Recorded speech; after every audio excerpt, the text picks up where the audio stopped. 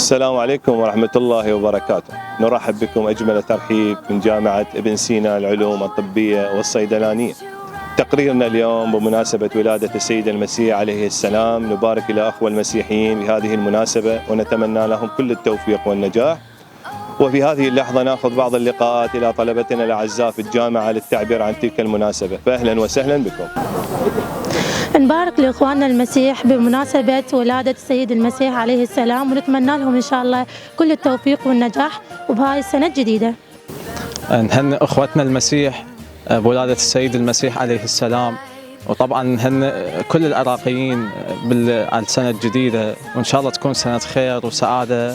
نهنئ الأخوة المسيحيين بمناسبة ذكرى ميلاد السيد المسيح عليه السلام، ونهنئ الأمة الإسلامية بمناسبة الذكرى السنة الجديدة الميلادية، وإن شاء الله تكون سنة خير على جميع العراقيين. مناسبة رأس السنة الميلادية أحب أقدم أنا وصديقاتي التهنئة لكل المسيحيين بالعراق وبالعالم العربي، ونقول لهم سنة سعيدة وكل عام وأنتم بألف خير. شكرا جزيلا.